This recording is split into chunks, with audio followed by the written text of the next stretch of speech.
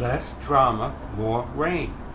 Is this week's installment of Ezekiel Kralen's ongoing story of the two little dogs, Flacco and Lucky, and his relationship with Deke. There's Zeke and Deke. Zeke has an apartment in the building, and Deke lives out on the street and takes care of the dogs because Zeke isn't allowed to have the dogs inside, though he loves them. Ezekiel Kralen wrote, Email correspondence, January 8th and 9th. Subject, today I got to walk the pups again. Date, January 8th. And it was very nice, as I brought treats with me and shared them with the hounds while I sat on a concrete stump by Maury's shop. I love to watch them chew and see their eyes sparkle with delightful expectation for the next nummy. No wonder some people overfeed their pets. Flacco didn't forget her snack spots as she hopped on each one along the way, and as usual watched her brother closely in hopes she can snatch a treat that he might drop from his jaws. But he's too smart for that now, as he no longer takes a snack, then places it on the ground to sniff in savory anticipation before ingesting it. Nor do I allow Flacco to get that close to him anyway, when I'm delivering the goodies. I feed them at the same moment, keeping them on either side of me, so Flacco won't be able to pull her stunt because I can quickly block her. What she does once she's gobbled her share is look over at Lucky to see if he dropped his, and were I not around to thwart her theft, should have scarfed up her brother's treat in no time. But that's only because he's kind to her, so allows his sister to get away with it. But as I said, he no longer places his tidbit on the ground, but keeps it in his mouth from start to finish.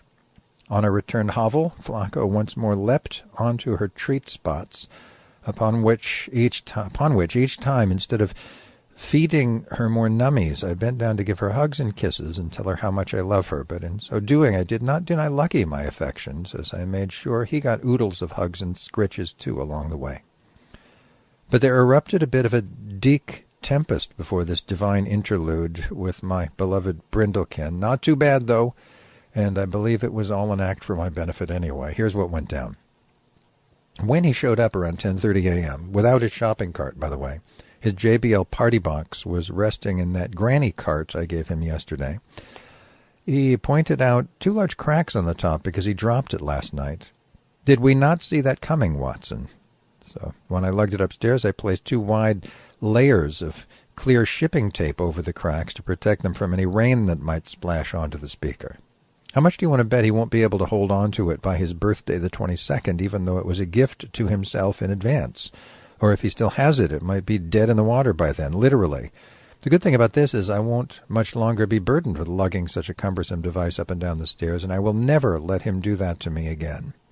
Sidebar. He certainly burns through speakers like he's in the middle of a war zone. Come to think of it, he is, when you consider the very real culture war against the unhoused. After plugging in his speaker and smartphone, I returned outside with a bowl of water for the dogs. I didn't ask you to do that, he griped. Well, you never know when they need to drink, I replied, then set the bowl down, whereupon his furry charges eagerly lapped it up. He then said he's starving and asked if I can give him the remaining $25 for this Thursday's allowance, still days away. I said okay, but I might have to go to the bank to withdraw that amount because I'm not sure if I have that much upstairs. Turns out I did. And after handing it to him, he went off on a rant about why I refused to sit his dogs any more now and then. Not even for 2 hours? He said. It's a lovely day, and you can take them to the park. I told him no. I don't trust him to not disappear for the rest of the day. He then brought up that I used to pitch a tent and watch them for half a day or longer, and now I no longer do that. Besides the obvious fact I no longer have a tent, I reminded him that the neighbors would complain and the police would order me to take it down. And you know that, Deke, I exclaimed, so stop playing dumb. But did he stop, Watson? No, he did not, but rattled on with the usual nonsense, telling me I could take the dogs on the bus and go to that private library I used to visit almost every day. I no longer go there, Deke, now that I have my own internet, I explained with a huff of exasperation. You have to be a paying member anyway, which I no longer am, and besides, you can't bring dogs with you.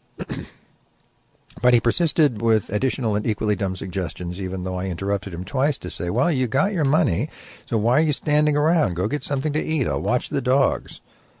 He babbled on a tad longer, much of which I ignored while showering attention on the hounds.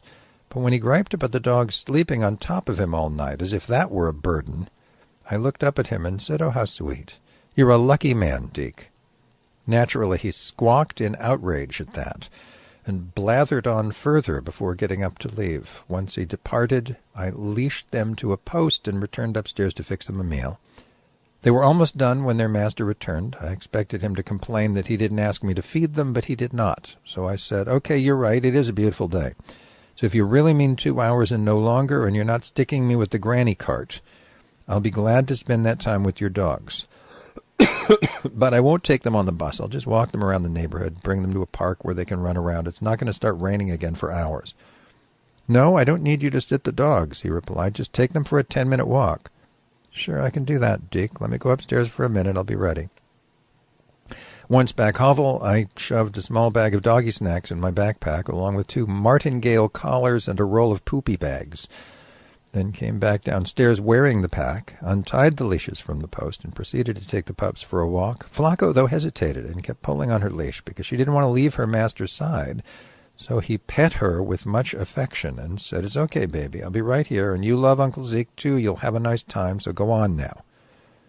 She finally acceded to my gentle tugs on the leash, and I told Deke back in 15 minutes. Once we turned the corner, I put on their martingale collars, and our Dekeless walk commenced for real. The rest of the visit went fine, except for one additional outburst, which made absolutely no sense whatsoever. About 2 hours after I walked the pooches, he asked me to bring down his devices, and so I did. As soon as I opened the gate, he looked at the speaker and exclaimed in rage, "I didn't tell you to remove my tape and replace it with yours." He then began to pull the cart away, but I firmly grasped the handle so he couldn't. "What are you doing? Let me have my speaker. You're acting like an asshole," I replied, then released the handle.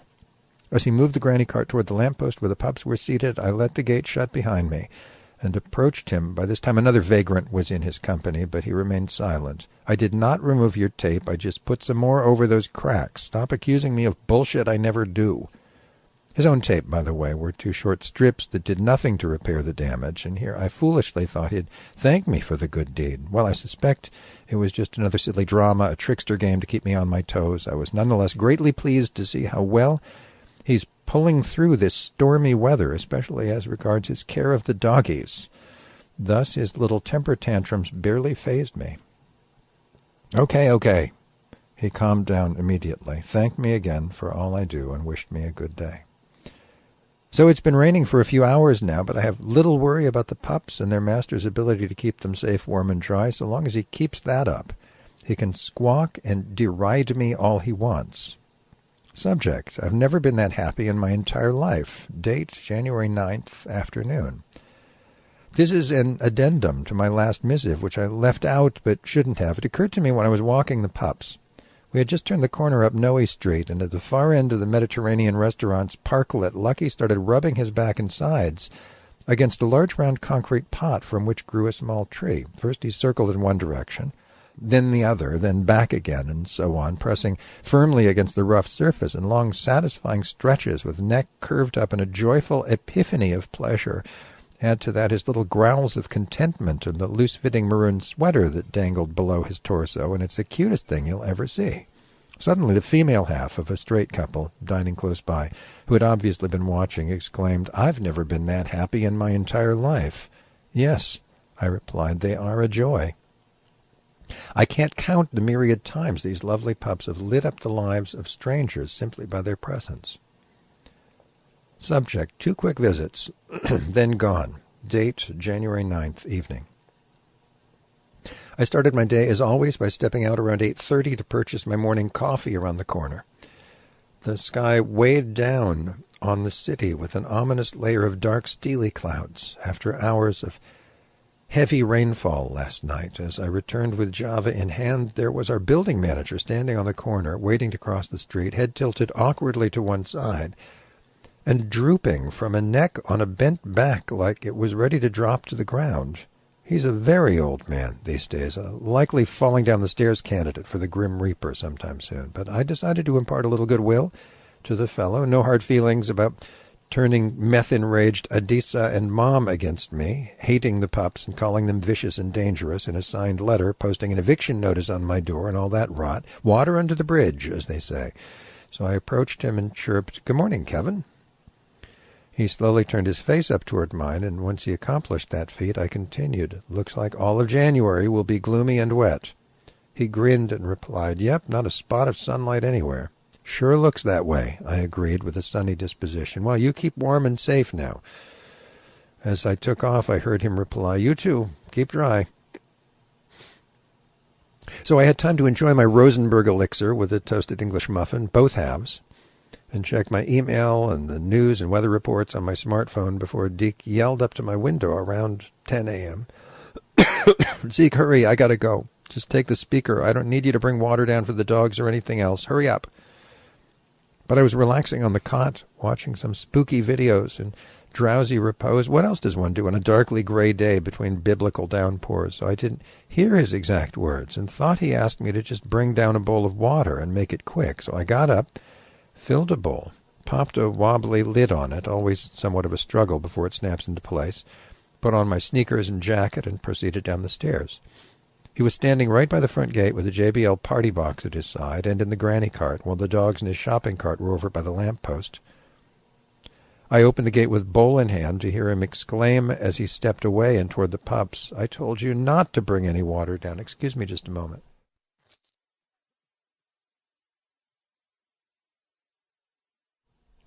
And I'm back.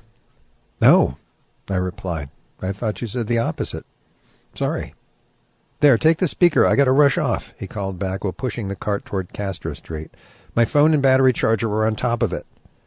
He didn't even spare me a moment to greet the pups. They were already halfway down the block as I opened the gate, set the bowl to the side, and jimmied the clumsy speaker into the lobby, then spent a harrowing 2 minutes pulling on the granny cart's handlebar, one laborious step after another, like a serial killer with a clubfoot transporting the sawed-off body parts of a morbidly obese dowager up the stairs and into the attic. Shades of Alfred Hitchcock.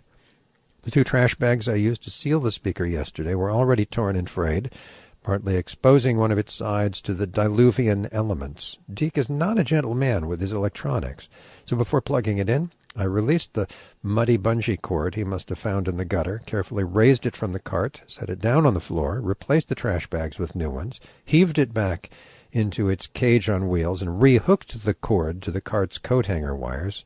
Whew! Then I remembered the bowl of water and went back downstairs to retrieve it. It was otherwise a leisurely, no-drama day, some of which I spent excoriating that raving Nazi lunatic and his Asian female cohort on the MCN discussion list. I also reprimanded Alvin Hope once again for his latest anti-vax outburst that vilified poor old Anthony Fauci, who's done so much to save lives, including during the AIDS crisis, and this is the gratitude he gets. For good measure, I also accused Picklehead Wilson for being computer illiterate on the MCN announcement list because he refuses to switch his email to text only, so digest users like me can read them, but instead posted a message offering to create his own list for those who'd like to receive his post directly from him, so they can read them. Azathoth on a cracker, what an idiot. I decided to CC my reply to his personal email, which only resulted in a spam response, like so, all capital letters, "Troll Alert Pro, your message has been flagged as anonymous troll spam. It has been quarantined without reading. Kindly delete this address from your mailing list." Humph! The nerve of him.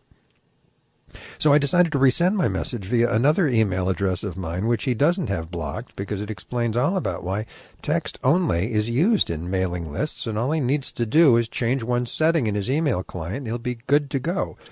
I'm sure he'll appreciate that, hardy har har. Mr. Wilson is determined to write me off as some scurrilous spammer. He even vilified me extensively on KZYX back in March of 2021. Remember that? Hilarious. I guess I have made quite an impact on the denizens of Mendoland over the years. Anyway, Deke didn't return until 5 p.m. And he told me he's camping out with a group who watches tent and stuff. They're okay, but I can't be gone too long. They're always high on crap, and they tend to space out. I was delighted to hear he's got others to help him besides this burnt-out pilgrim. He asked me to feed the pups, so I did, but also replaced their sweaters with new ones, beige and brown plaid knit garments, which fit the pups in snug comfort because stretchable. They fit Lucky and Flacco better than any other sweaters or jackets we've tried before, and their master was most pleased. Better yet, they only cost $9 each. Deke thanked me immensely, then took off for his new outdoor digs. He even said he doesn't need another supply of dog food, which I just offered, and as another person recently gave him a huge bag of kibble. So I guess he really is in a hurry these days, seeing as he needs to get back to base camp ASAP to make sure all his junk is still there, waiting for him like a whore. It's turned out to be a pretty cold night, so I'm glad Deke has 2 sleeping bags instead of just one, and that, assuming his tent really is set up, they should not wind up soggy as fuck like all the previous times. It is nice he's less disruptive these days and actually engaging me in real conversation for a change. Conclusion? Sometimes calling the po-po on a homeless friend will set him in a better direction. And that's why I called my last chapter, Thank You, SFPD. I hope the cops get to read it someday.